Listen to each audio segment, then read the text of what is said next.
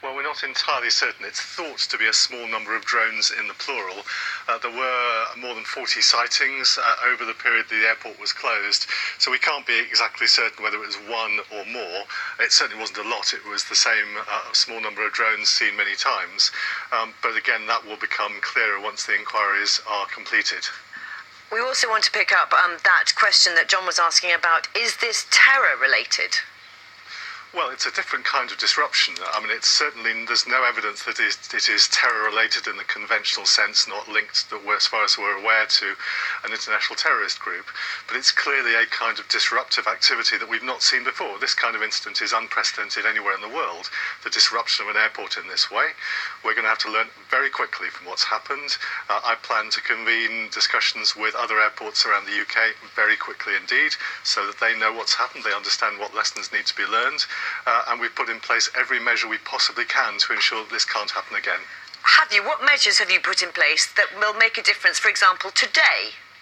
Well, what's happening on the ground is a mix of measures taken to give confidence that aircraft can be safe. I'm not going to talk in detail about all of those. Some of those are military capabilities. As you'll be aware, the military have been there and involved in trying to sort this out. But clearly there are a range of measures which are there today which should give passengers confidence that they are safe to fly. Why have you waited until this happened for those measures to be put in place? Well, the reality is that this technology, the ability to stop drones, is really only just emerging. A small number of airports around the world have started to bring in systems that could help, might not solve a problem like this, but could help. So it's not a question of waiting to introduce technology. The technology is literally only just appearing. One of the things we're going to have to learn from this is what the existing technology can do, what else needs to be done. But there certainly isn't a straightforward commercial off-the-shelf solution that automatically solves all problems. And we understand that you have been warned by MPs of the dangers. So that what I want to get to the bottom is, why has this not been taken more seriously? Well, of course, we've just legislated to introduce tough penalties. I mean, the simple thing is, this is a criminal offence. The people who carried it out are liable to get several years in prison.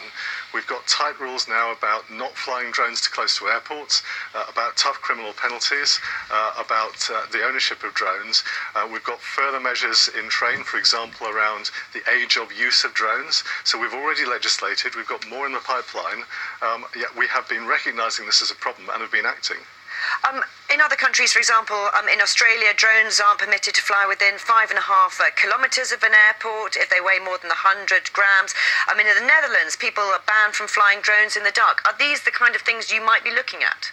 Well, yes. We've already legislated for restrictions that prevent you from flying a drone around an airport. We did that last summer. But of course, this is a criminal act. Simply having a law that says you can't do it doesn't stop a criminal from doing it. And so this is about making sure that we've got the right laws in place. I think we've made a start on that, but we're going to have to learn further lessons and say, what else might we need to do? But it's also about making it impossible for a drone use of the kind we've seen to disrupt an airport in the way that's happened. And do you think that can happen, that you can make it impossible? Well, we're going to have to. The technology is moving fast in this area. There are systems emerging now that can help. Clearly, there are military systems that can help, but we're going to have to work together with all the airports to make sure that we've got systems that give them comfort that planes can fly. Right. Are passengers safe today? And I'm not talking just about Gatwick. I think passengers are safe. A lot of detailed work has been done. The decisions taken by the airport are that they are confident that passengers are now safe.